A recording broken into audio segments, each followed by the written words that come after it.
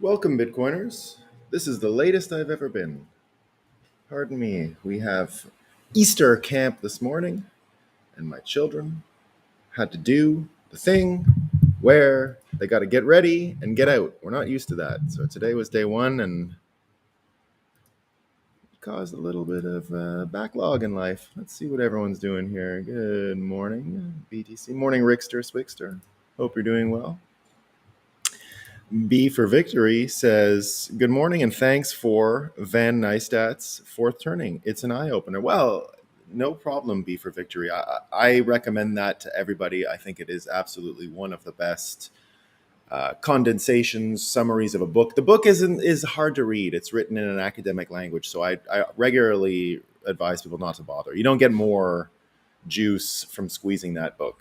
Van Neistat is just way better, and it's got its limitations as far as a framework, the fourth turning, right? It still doesn't tell us what we need to do individually going forward. In a sense, we're going to do that today. We're going to talk about that today. I've got specific persuasion advice today, I think, and but it's a terrific frame to understand how Bitcoin fits in it, because amazingly, the way Van Neistat creates the epochs. Now, this was done after the book came out, right? The book came out in the 90s, inventing and coining the word millennial, by the way, one of its big contributions, and predicting how millennials would behave as well. So very, very good on that. But what's interesting is Van Neistat makes because he's got to take the frame and then apply it himself into real world stuff, and he marks the end of that epoch, the third epoch, as the financial crisis. The beginning of the crisis is the financial crisis, which is why I regularly say Bitcoin is the major turning of the fourth turning. It's what we talk about here a lot on the show. We're going to talk about the turning today, right? We're going to talk about the turning today. But first, I just got to remind you all, the sun is super up, right? It's doing great. Bitcoin, chugging along, got no problems. All that's left to do is have a coffee and talk about what's new. And bon matin à tous. We got a good morning from Joe. We got a good morning from Joe. We got a good morning from Dex. Howdy, Louie. Howdy, Louie. Afternoon from sunny London. London is sunny today. I remember I was there. The last time I was in London would have been 2017, a little later than now. I think I was there for a few weeks in late April, and it was beautiful. It was gorgeous. I was there. The marathon was going on. It was absolutely gorgeous. Everyone said, "Welcome to summer." And it lasted like 2 or 3 days. But I have really fond memories. My wife was a little bit pregnant, just starting. So those were good times. So we love London.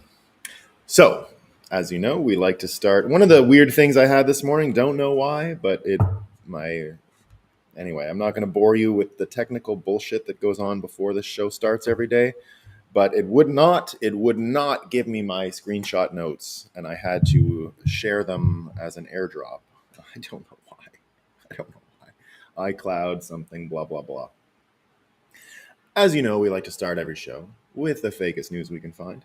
Here's a great one from the Daily Mail, right? We've been talking about the cow farts. They got all kinds of cow fart trouble for the world, right? One of the big existential crises are the burping and the farting of cows. We have heard it many times. What are we going to do? The world's going to end.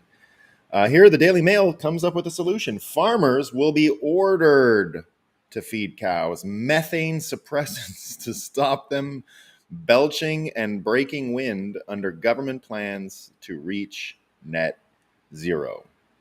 What I want to know is, how do they test all this? How do they know the fart things work? Do they, when they are practicing with the medicines or whatever that are fart, do they go and stick their face in the ass and count how many farts come out, or how many farts per hour? What's the gauge here? What's the gauge? Is it farts and belches per hour that we have to be concerned about? I don't know. The scientists got to get on this, because I got to know. I got to know how they're measuring the actual fart expelling from the cows. It's really important. Here's another great one. All this trouble Trump's getting in, and we talk about the Hunter Biden laptop a lot, right? But the one we never really talk about too much is the kid that Hunter Biden had with the stripper.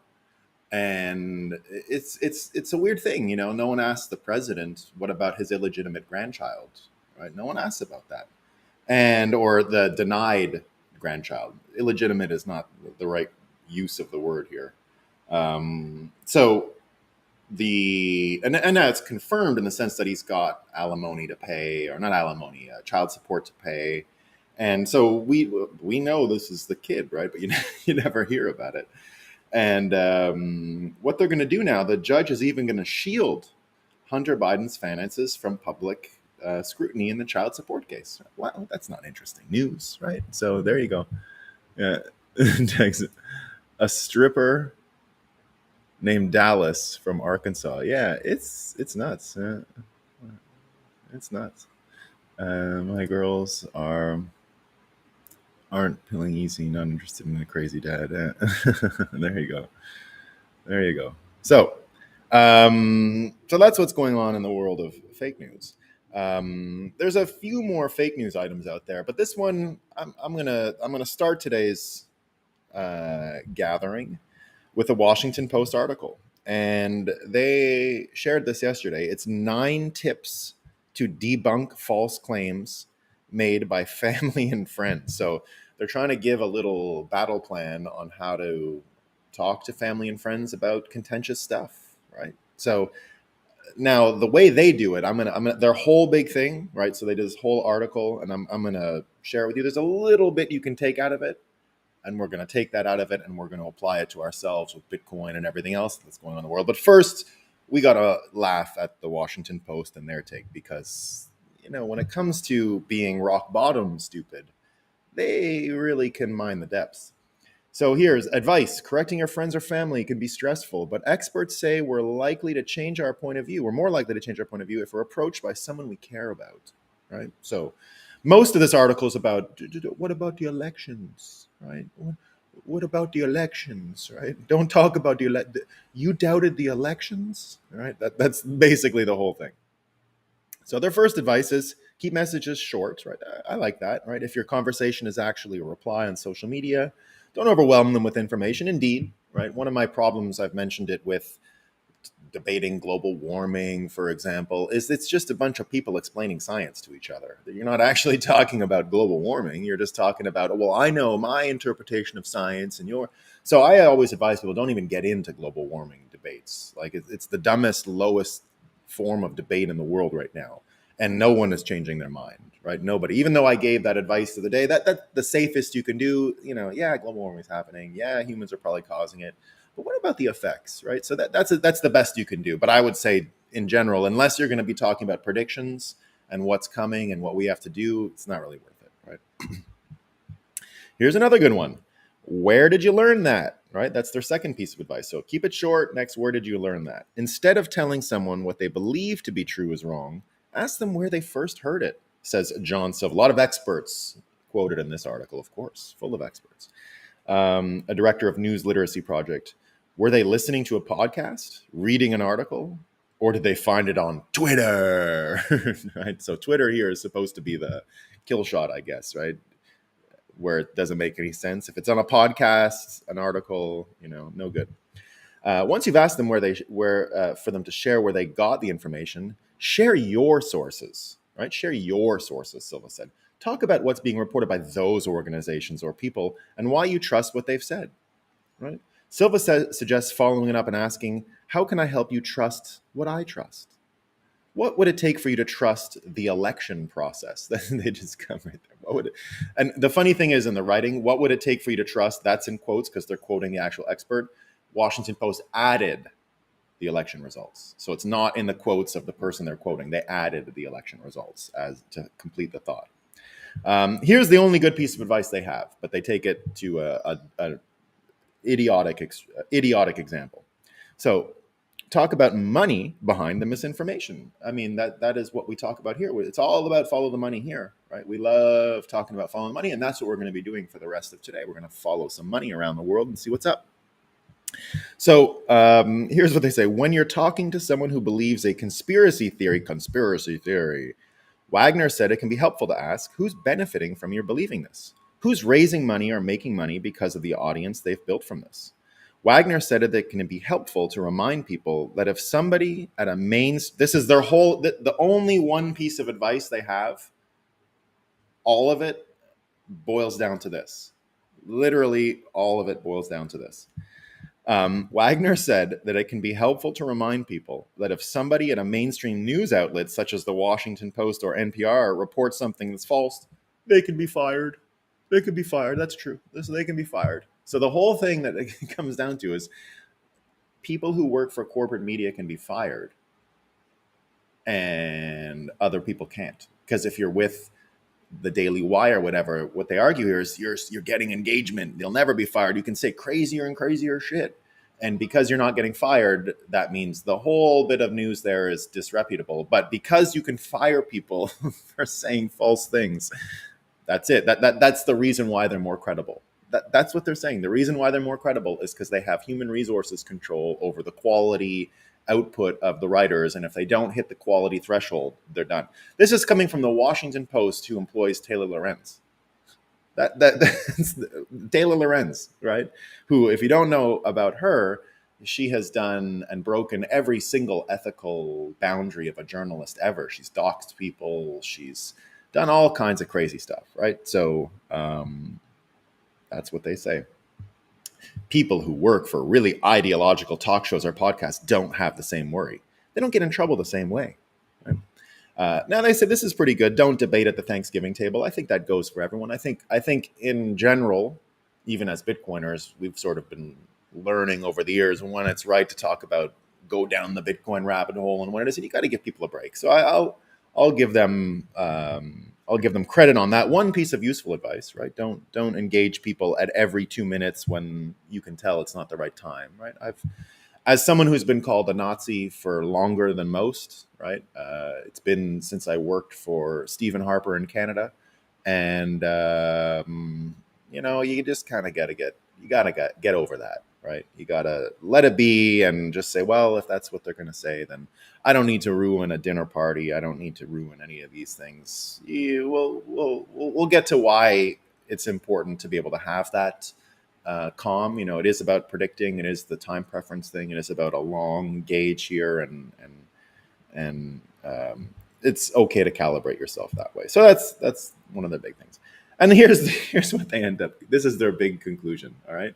So if it doesn't work, if the whole rhetorical flash doesn't work, where you ask them where they got their sources, and then you say, well, those people can be fired from that job, so those are the sources that are good, right? That's it.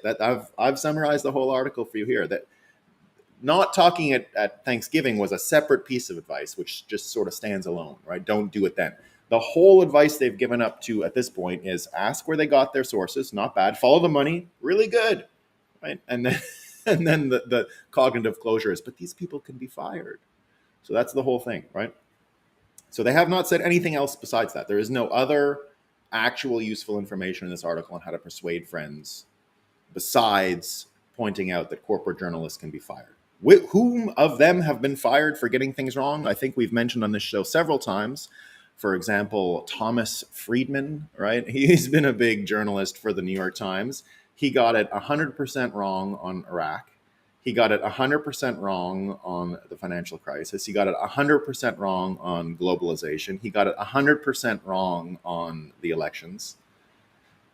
He's not fired. He's doing great. He's still got books coming out and all that. So anyway, here's all of this was to get to the following. Be willing to walk away, right? If voices start to rise, if your blood starts to boil, you need to pull back, Silva said.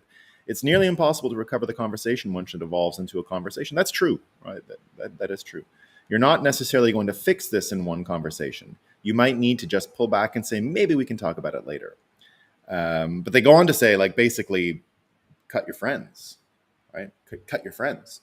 Now, I've unfortunately have a million examples of this. I've lost a lot of friends over the years. The Trump thing was one of the worst things you could have done for friendship. I mean, dear friends of mine from college that were really conservative, I guess, they were neocons, I guess you could say, but I knew everybody. I was friends in college with everyone under the sun.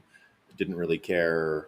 And that's why I'll even say, some of the trans stuff, I don't want to talk, we're not going to talk about the shooting and the news and the misgendering and all the craziness that goes on around trans right now, right? The kids and all that. That's not for this show. But I've had a lot of experience with that community in my life. I worked in theater for years. I When I met my wife, the summer I met my wife, my roommate was a DJ, and one of his contracts was at a trans night at a club. And so when all the trans bills originally came to Ottawa, I knew a lot of the lobbyists. Now, this was before things got way out of whack, right? This was before it was even about bathrooms. It was just about acknowledging and all that stuff. So, and then as well, I lived in South Korea. And I don't know if you know this. In South Korea, it's kind of a social thing to go to karaoke or lip sync trans bars. It's what people do to meet heterosexual couples. Right? It's just a thing people do over there.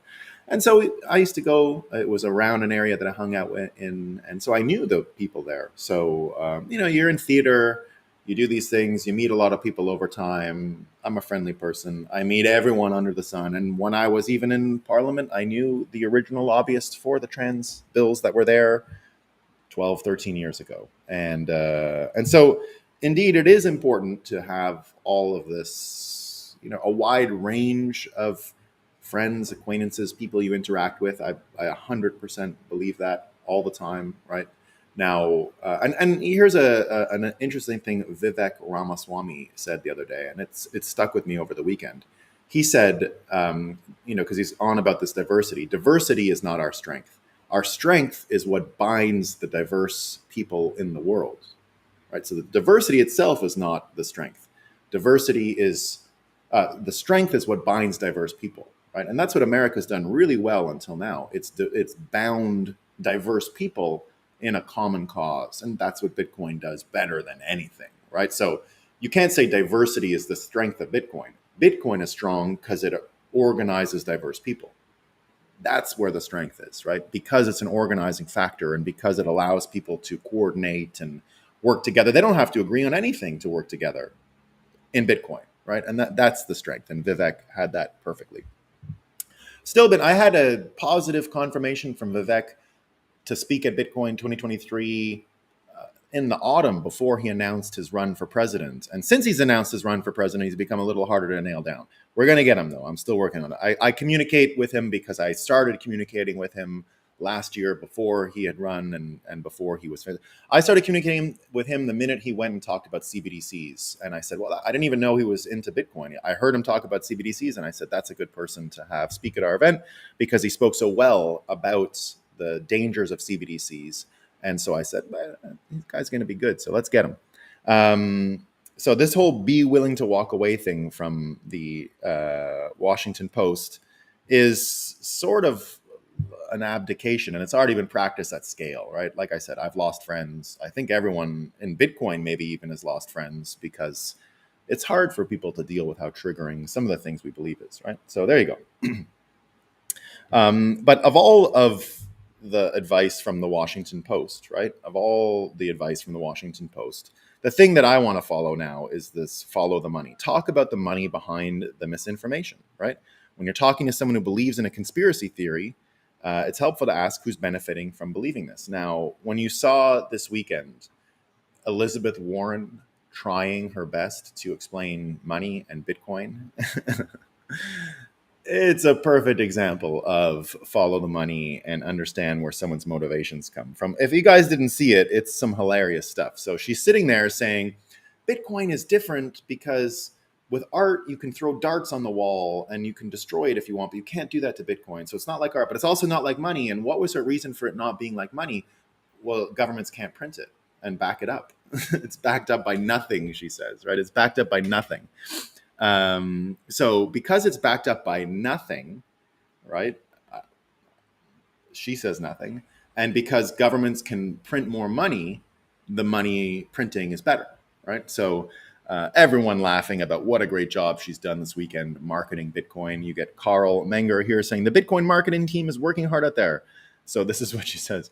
Fiat currencies are backed by the government and banks. Bitcoin is different, right? Venezuelans, Zimbabweans, like, damn, please, I don't want any more government backing.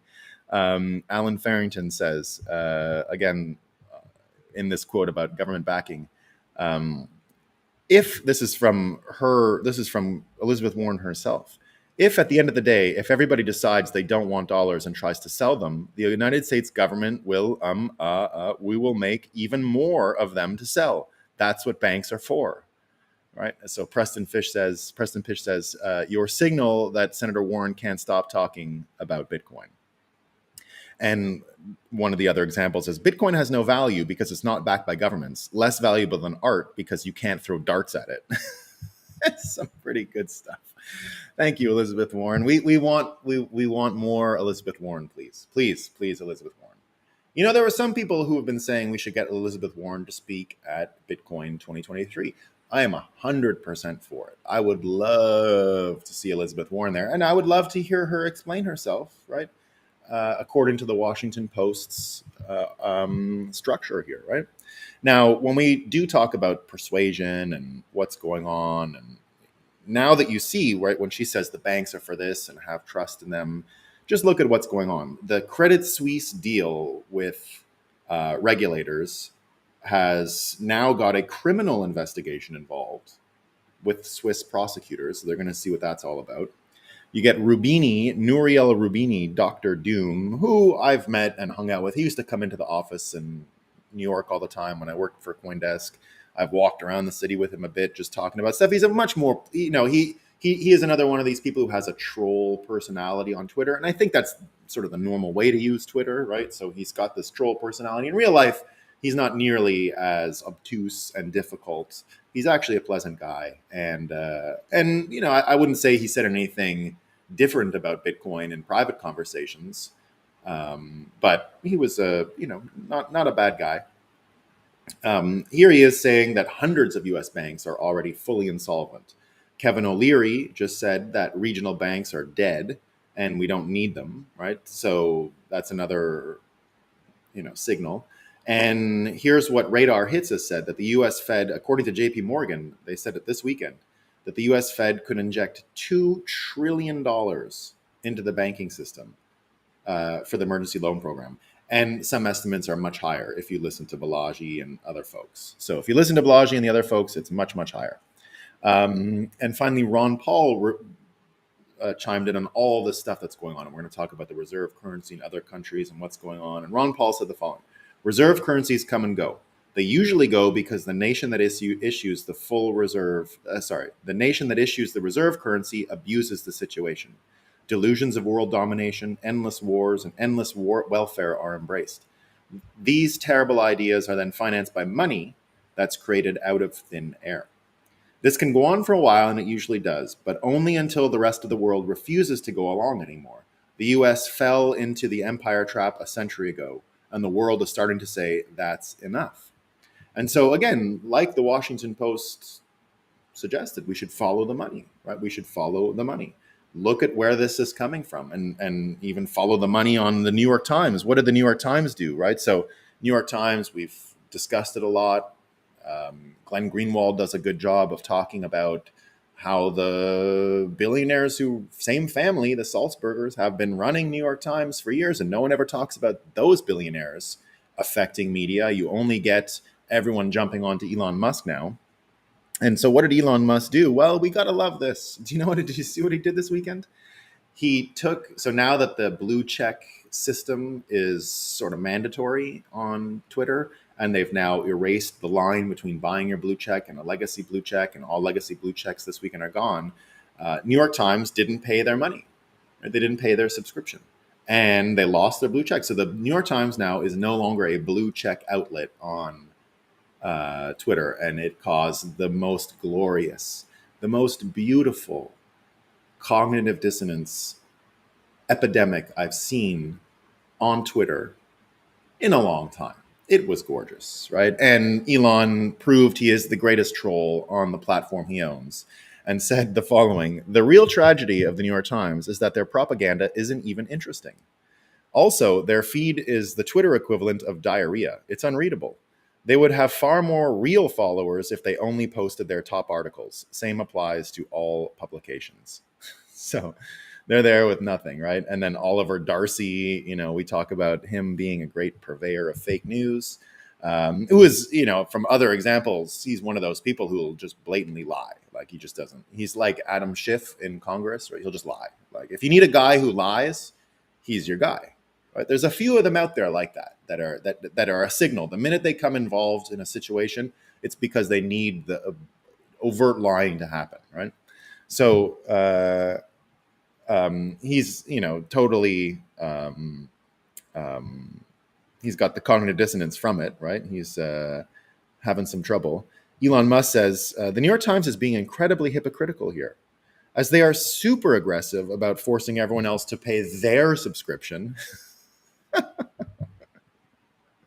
Politics Verse says Elon Musk should step down and sell this app. Today, he stripped the New York Times, an account with nearly 55 million followers, on its verified badge and decided to boost Cat Turd 2 by giving him a legacy checkmark. The bias is unreal, and we are living in dangerous times where the owner of this platform controls a social media app with political bias, right? Well, political bias. Okay. So if you add that to what Ron Paul says, right, about global reserve currency status, about the lack of faith in media, lack of faith in journalism, and you start looking at some of the stuff that's going on with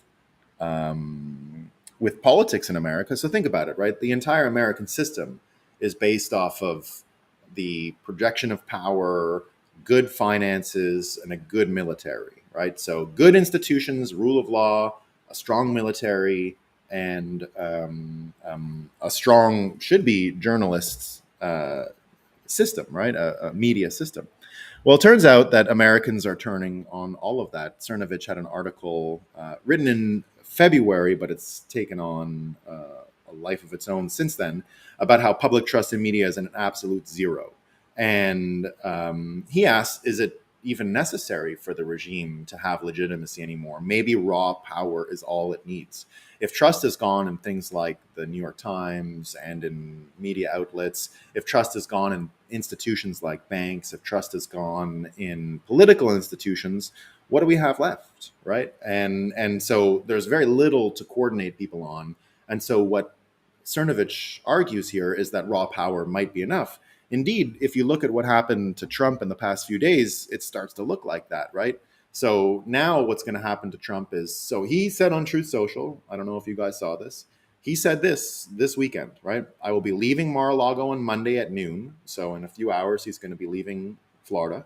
He's going to go to Trump Tower in New York City. And on Tuesday morning, he's going to, believe it or not, the courthouse. America was not supposed to be this way. So he is going to go through with it. I love it.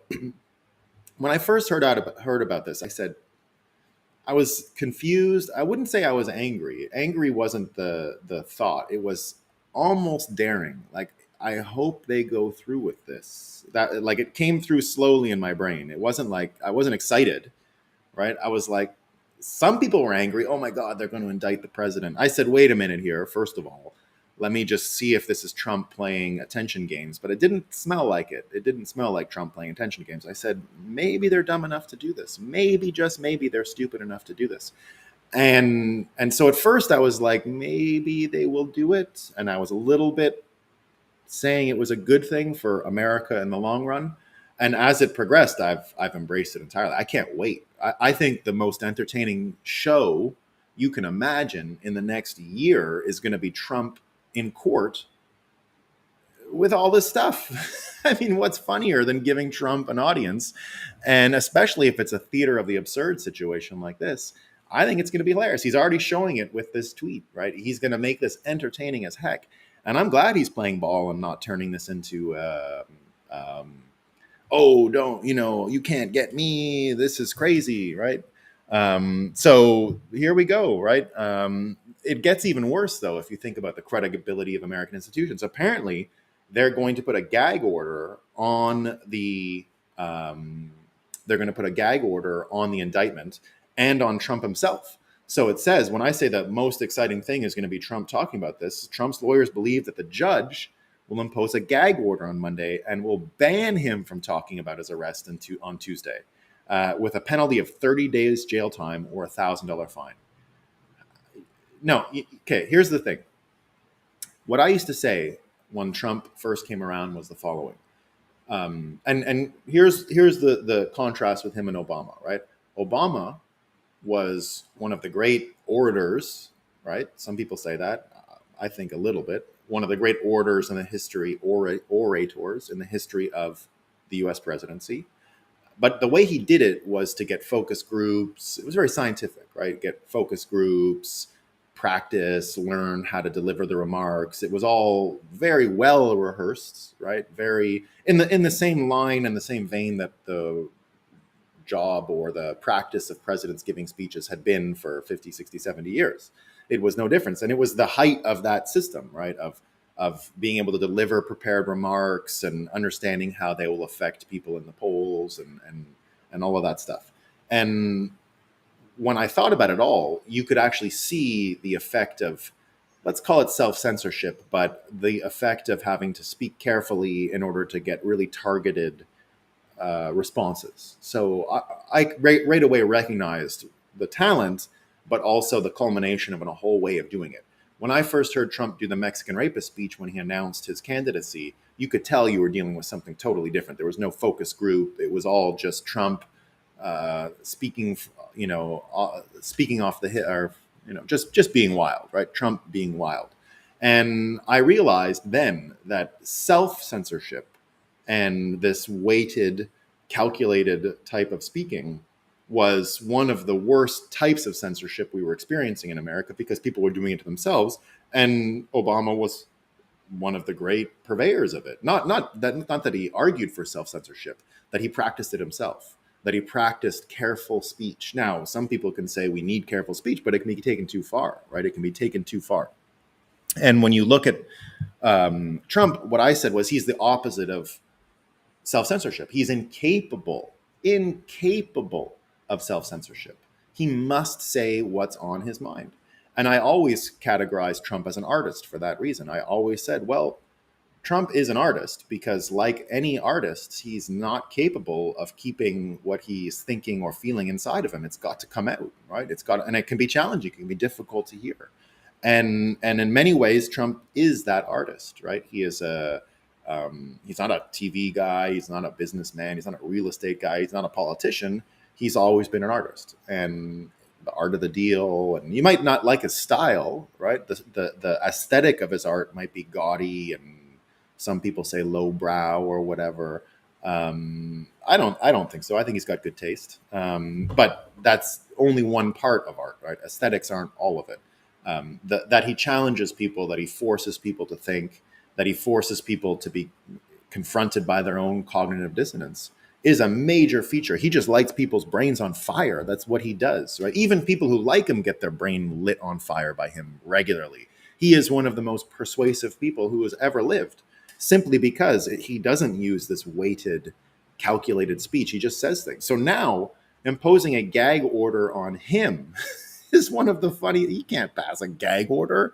Trump can't pass a gag order. They're going to come after him with extra because it's not him. It's not him. And I don't think he's capable of self-censorship. I don't think he's capable.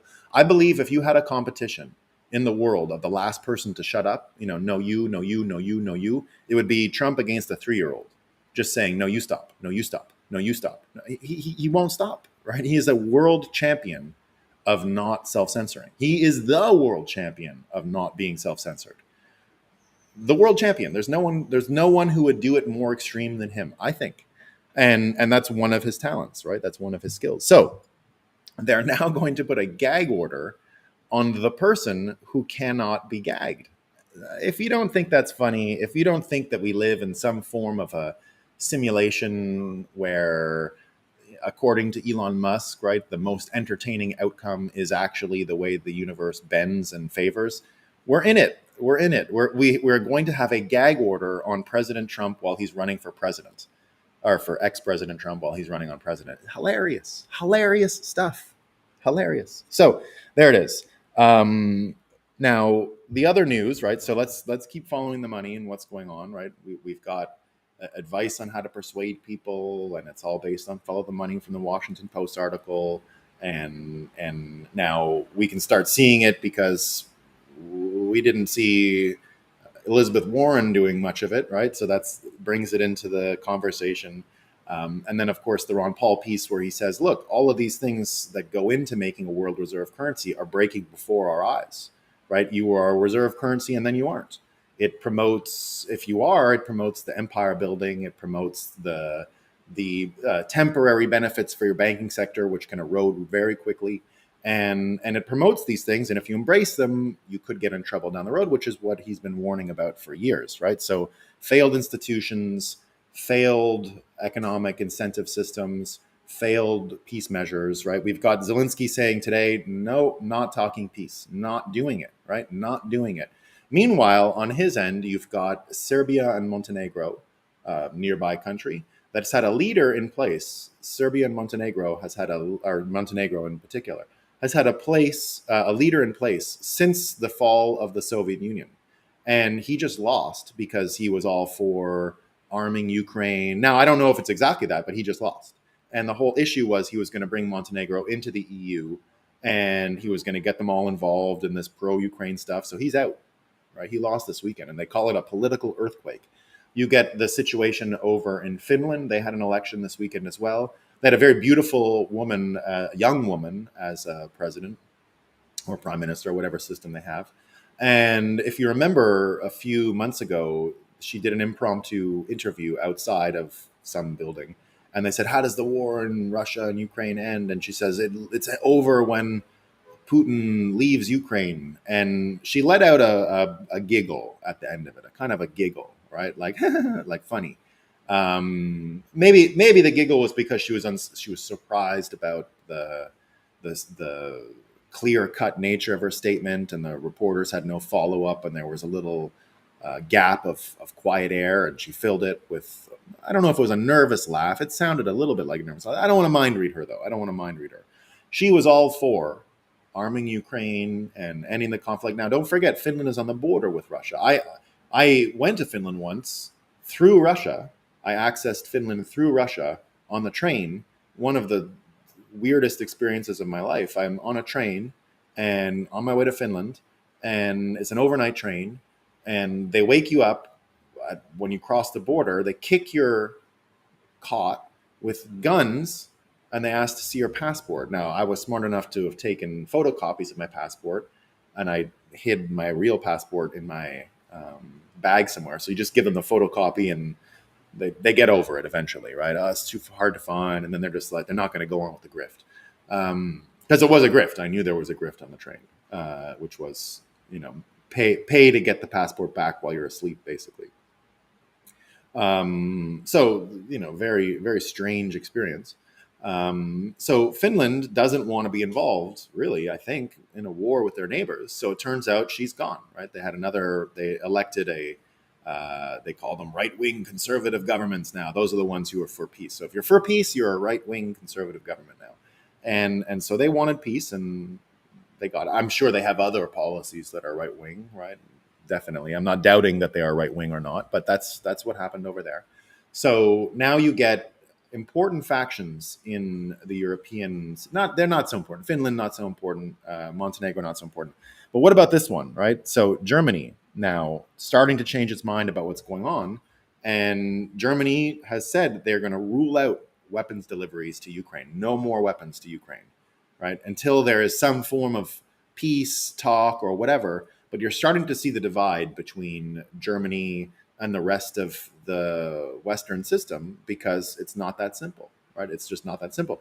And not only the rest of the Western system, take the petrodollar aspects for account. Did you know that this weekend, Japan has broken with the American sanction order about buying Russian oil at a certain price cap? Japan says, forget it. They're buying the Russian, maybe it's natural gas. I forget what they're buying, but they're just going to go do it, right? Here's what it is. No, it's oil. Yeah. Japan breaks with U.S. allies, buys Russian oil at prices above the cap. Meanwhile, you get OPEC, who are now fighting a geostrategic energy war with America, believe it or not. And OPEC has decided to cut production as well. So all these OPEC nations, all the non-American energy nations cutting production, which is going to send prices up even higher. So the oil production, and this is what the Kremlin says. You got to respect their honesty. You got to respect the Kremlin's honesty on this. They said the oil production cuts were intended to keep crude oil and petroleum product prices at a certain level. So they come in and say it's about the prices, right? Then you get Kenya that's signing deals with Saudi Arabia and the UAE to buy oil in its local currency. Kenyan shillings instead of US dollars. Ghana buys oil with gold instead of US dollars, and the BRICS countries are doing their own thing. So all at once, right? Let's follow the money here and what's going on, right? The country that Elizabeth Warren said can back bank deposits because the bank can print more money is now losing interest in its money around the world. Does that have an effect? Did she have anything to say about that, right? I don't think so. She just said Bitcoin is not backed by anything and US dollars is backed by our wonderful performance, which is in doubt, right? Which is in doubt. So you get all that stuff going on with American systems. And one of the things I found out this week, and this is actually in the fake news New York Times, the former newspaper that used to do good work. But they actually had a good article here, and someone, I obviously don't have a subscription, but someone screenshot all the pieces, so I took them. And it's actually amazing. I had no idea any of this was going on, but it starts to underline where we're headed. It's a big, big story as far as I can tell. Huge. It might be the biggest story out there.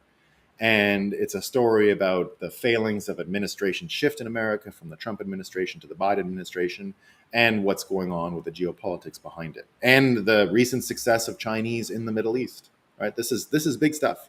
So it turns out that Saudi Arabia has been looking for nuclear power for a long time. And the Americans didn't give it to them because of this building nuclear weapons thing out of it, right? They said, well, if we're going to keep Iran from getting it, then we're not going to give it to Saudi. It's kind of like a Pakistan-India situation. They don't want it being replicated. They want regional enemies arming up. So the Trump administration thought differently about it. And Michael Flynn, the guy who wrote 5G Warfare, who I've recommended on this, was the original person who reached out to Saudi Arabia and encouraged Trump to just say, who cares? Just give them the nuclear reactors, right? We need them on nuclear. And if you see this, the prediction, one of the predictions I have is this, that city building, modern new city building is going to become the biggest industry in the world as we go forward, particularly propelled by Bitcoin. Bitcoin mining and all the things that does for igniting finance of these systems. So that Saudi Arabia has this project to build a line. Now, architecturally, I don't know about lines. I don't know. I don't want to, it looks cool. I look at the pictures. We'll see how it goes. I know a lot of people criticize the building in a straight line. I don't have any thoughts. I'm willing to try new things and see if they work. But it could be stupid. I don't know. And it might never happen, right? Saudi Arabia fails at major engineering projects all the time.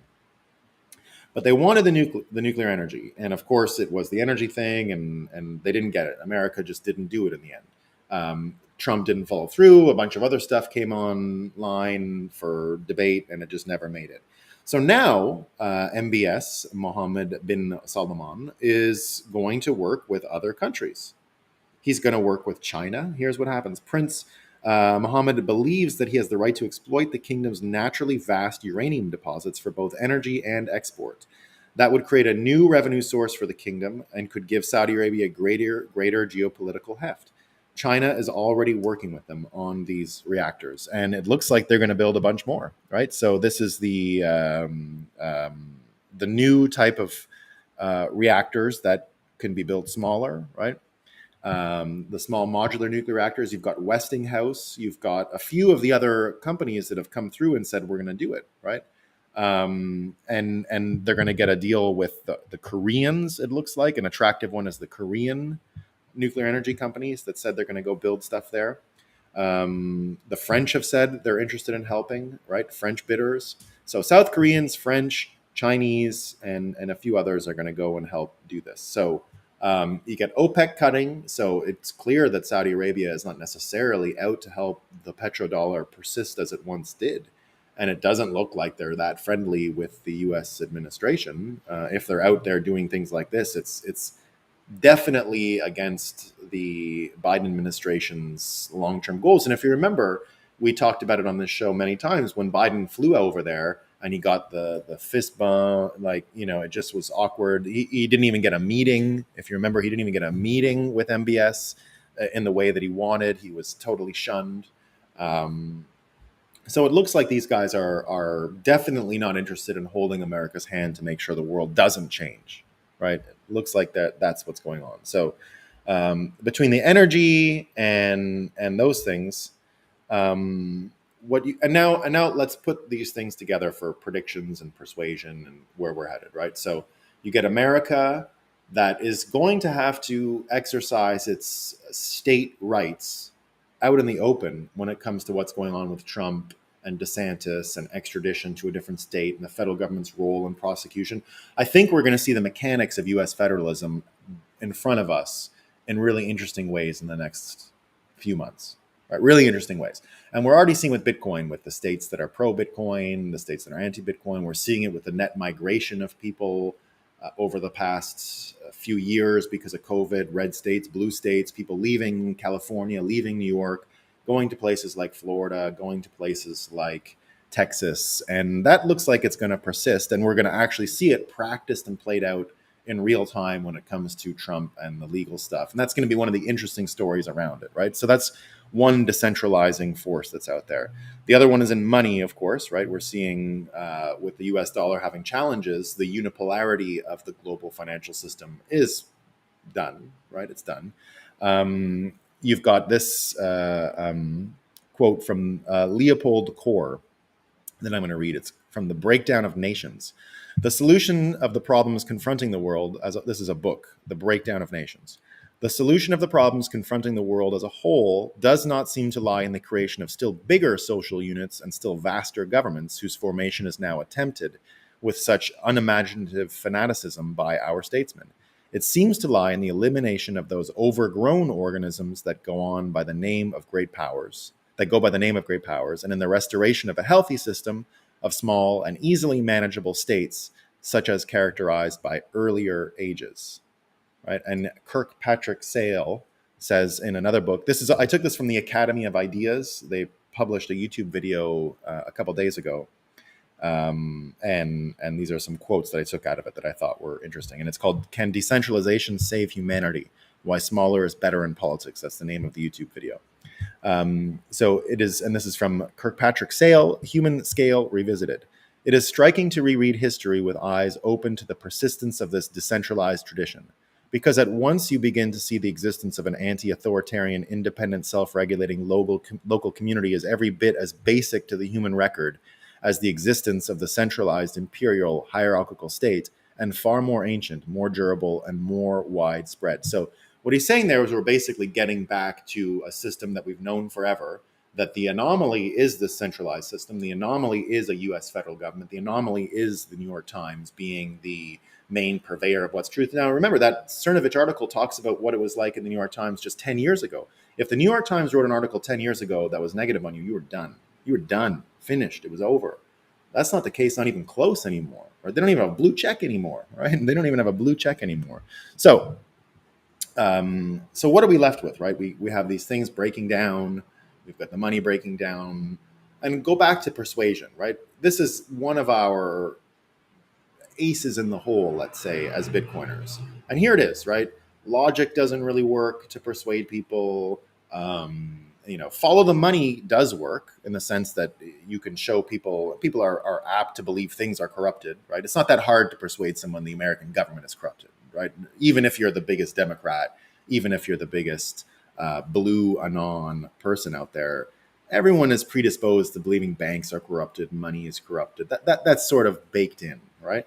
We have a natural antipathy towards centralized systems and things we can't see that are opaque and that are not transparent at all. There's a natural human ingrained, especially if they're huge, right? They're sort of against our, there's an instinct anyway that goes off that says, I don't know about how big.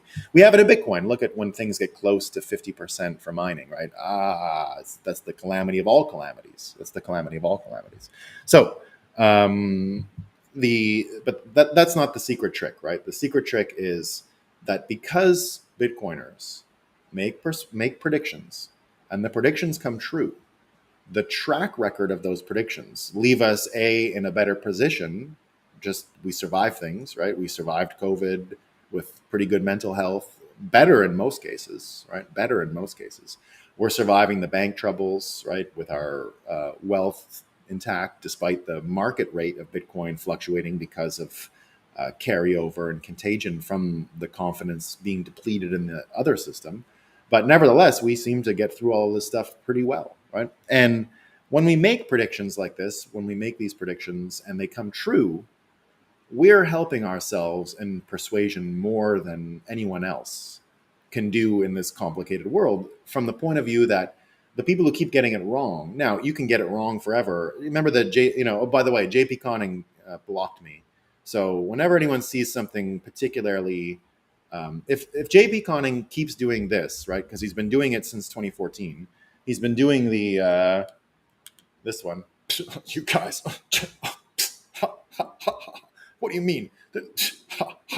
It was that for years, right? Laughing 10 years ago, you guys can't create a decentralized thing. And then as time went on, it was, you can't, the banks aren't going to go bankrupt. Ha, ha, ha. Global reserve currency is not going to get lost by America. Ha, ha, ha. Right? If you see him doing any of those, please share it with me, because I'm interested in following his terrible track record of predictions, right? He's only gotten it wrong. Only. He's never been right about a thing except the old coins and the pictures. I love them. Follow him, please. He's actually a great follow because of the old coins and the pictures. Current analysis, not so much. So here's an interesting one, right? About the predictions. Here's an interesting one about the predictions.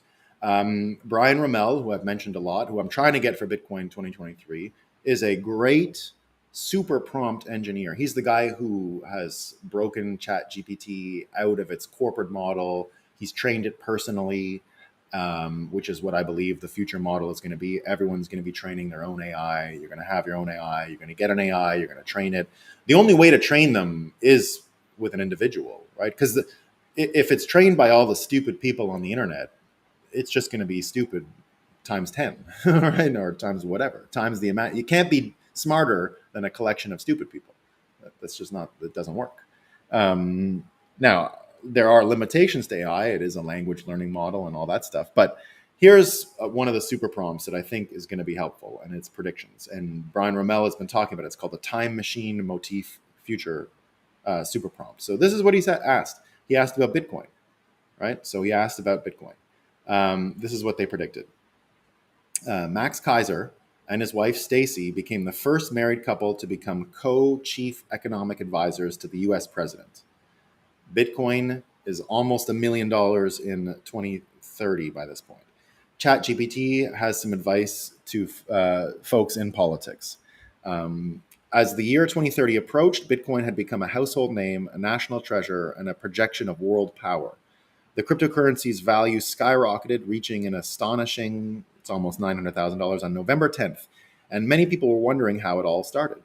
The answer traced back to 2023, when Elizabeth Warren, a senator from Massachusetts, started the anti-crypto army and tried to destroy Bitcoin. She had used polling data from a consulting firm that suggested her stance would not negatively impact her voters. However, her anti-crypto stance did not sit well with the public, and she lost the election. She also lost all her technology company donors. Warren's stance galvanized young Democrats and Republicans, who voted out of massive anti-crypto politicians and judges, who voted out a wave of anti-crypto politicians and judges. The results of anti-crypto in any party made those candidates lose elections. By 2024, Bitcoin's value had risen to $76,903 on November 12th, and the first pro-crypto president was elected in 2028.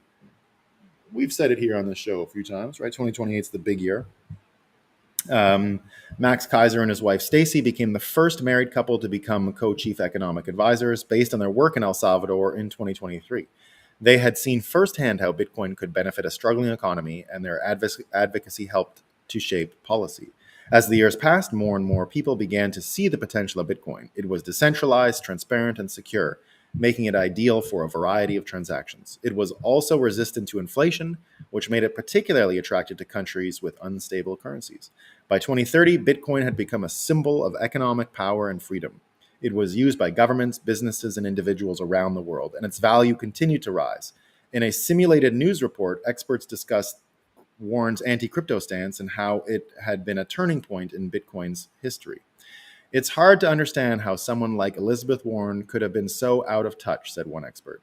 Bitcoin has become a national treasure, a projection of world power, and it's all thanks to its decentralized, secure, and transparent nature. The report ended with a quote from Max Kaiser, who had become a vocal advocate for Bitcoin. Bitcoin is not just a currency, it's a revolution, he said. It's a way to take power away from the elites and give it back to the people. And that's not something that will ever go out of style. Indeed. So when I said persuasion, and one of the most powerful things you can ever do to persuade, I don't know if you guys knew this, but saving for the future, one of the tricks that's been used several times, seeing the old version of yourself. If you see an old version of yourself giving yourself advice, you almost always follow it, weirdly, right? Because you're starting to understand consequences, you're understanding the nature of the cause and effect of living now and what it does to the future. So predictions, getting things right, and then having that track record of getting it right, and then looking back on when you made the prediction, the conditions under which you made the prediction, that ends up validating a lot of what people thought and said at the time they made the prediction. So predictions become one of the great tools of persuasion, weirdly, believe it or not. More than logic, more than reason, right? Predicting right can help align fears, which are the number one motivator. That's what seeing an old version of yourself, poor, maybe making the wrong choices, helps you make the better choice in the present because you're being told by this future version of yourself. We've seen it with people doing with pictures, right? AI stuff. It helps you re-evaluate current choices maybe more than any other system, right? So there's a bit of fear baked in, but it's the kind of fear that helps you understand what you should be afraid of today, not what someone's telling you to be afraid of, right? So the advantage of Bitcoiners making predictions all the time, price predictions, or just total change of society predictions, are that every one we get right, we're able to then use it and increase our credibility. Now, the other centralized news services can't actually go back on any of their track record because it's just a list of things they got wrong every single time, right? How can the New York Times cite itself from 2017, 2018, 2019 when it was Russia, collusion, Mueller? It's all garbage. All of it's garbage, right? They gave no useful information. It's like I say about Wall Street, right? All Wall Street analysis and research from before 2020 and the financial crisis and that money print is garbage. It predicts nothing. It's not useful. It showed they didn't understand what was going on in the world at the time. Bitcoiner research, Bitcoiner analysis, Bitcoiner forecast is consistent. It hasn't changed. We don't have to change course, change track, sell a new thing every 2 minutes.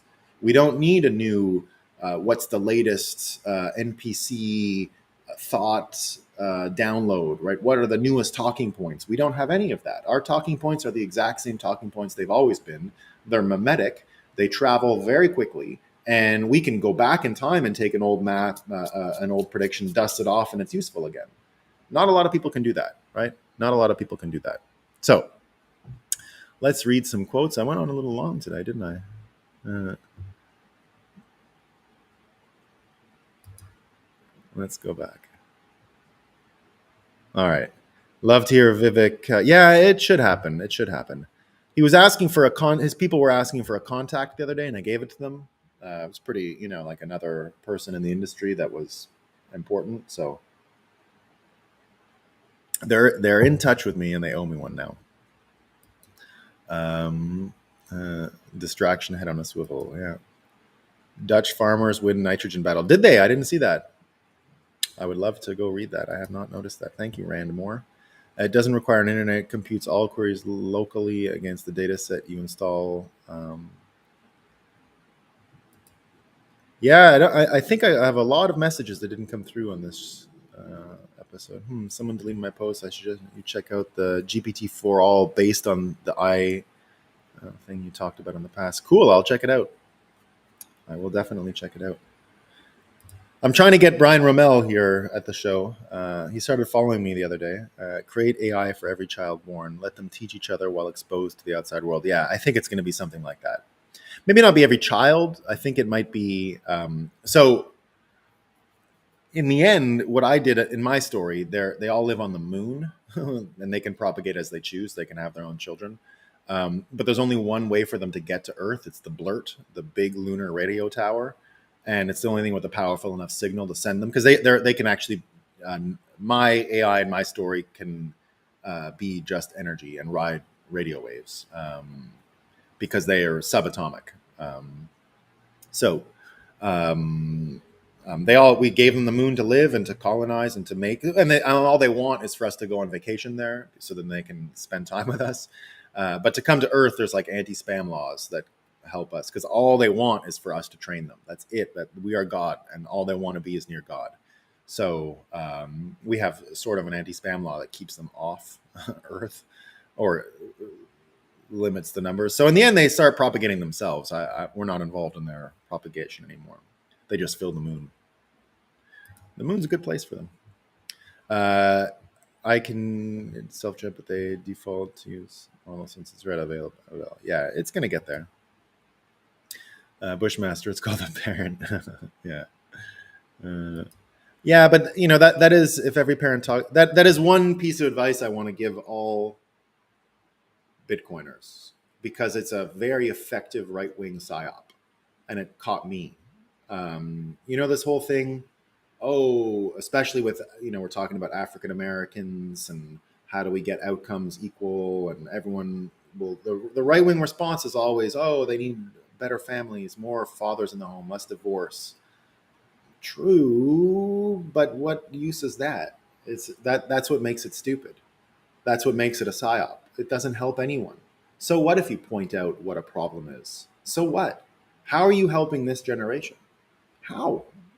Are they going to magically marry at the same rates? No. So when you say it, you're actually preventing yourself from embracing the real answer, which is we need some form of community level education out there. And so here's my progression. I've done it a few on education on this show a few times, right? When you look at the education, follow the money. Education today is, the state is the payer, so the system is oriented towards them, right? That's why it's all tricked out test results so they get funding. If you go to charter schools, which I think is a step up, it makes the parent becomes the client. Much better than the state. Now you got to make the parents who are spending the voucher, right? They're the ones spending the money for their kid on school. And that's great. That works for way more people and is a better end result. But what about the people who don't have a parent advocate? Fuck off to them. Sorry to swear. Pardon me, everyone. What are we doing? I didn't understand that. I used to parrot the same talking points. I did not understand the real problem. And I will say that the whole George Floyd thing, right? Just because I had nothing else to do, my whole neighborhood was getting burnt down, so you had to think about it, right?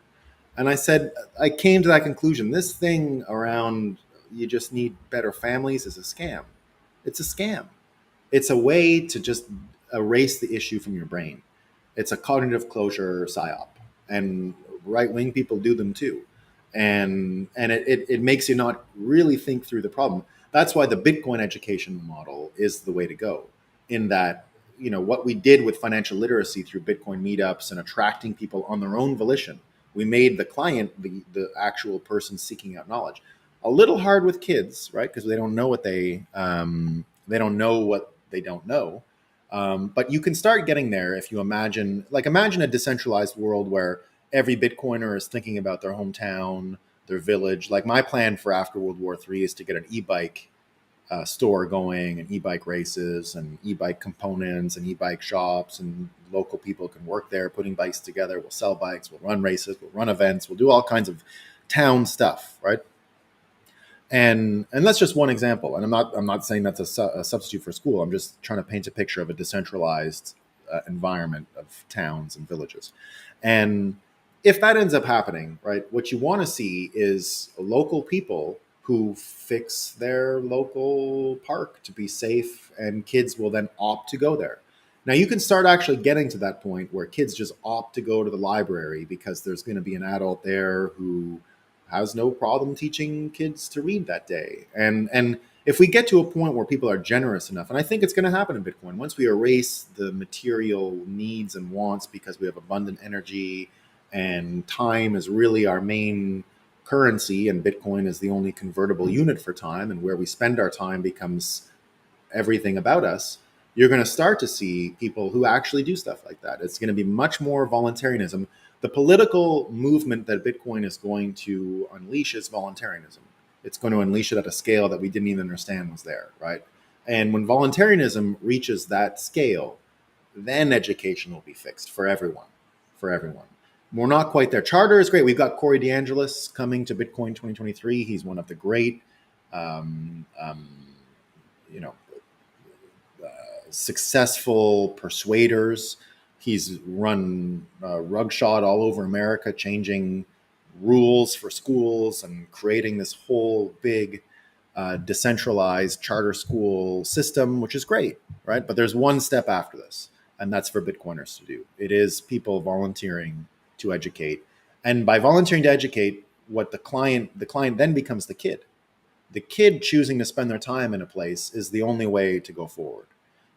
Because the only jobs that are going to be there in the future, I don't predict material want, but the only jobs that are going to be there are for people who really want to do it on their own volition, on their own initiative, on their own energy. Because you're not, the truth is you can't compete against, if you're not there on your own will and desire, you can't compete against someone who's there on their own will and desire. It won't work. They'll be better than you, even if they don't have as much talent, even if they don't, any of those things. So the future of education will be the children as the clients. Now, will AI be involved? Of course, of course. But I don't know if it's going to be go to them to get educated.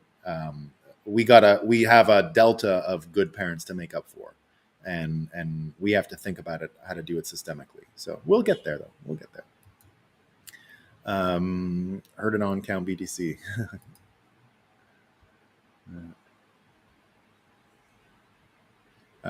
Gold created bricks as an invent. I know that. Yeah, Narwhal Tacos. They absolutely did. Yeah, 20 years ago. It's like kind of a fake thing, bricks, but it's getting real, right? It's a fake thing and filled with failure. I'm not predicting bricks works. I've never said it's going to work.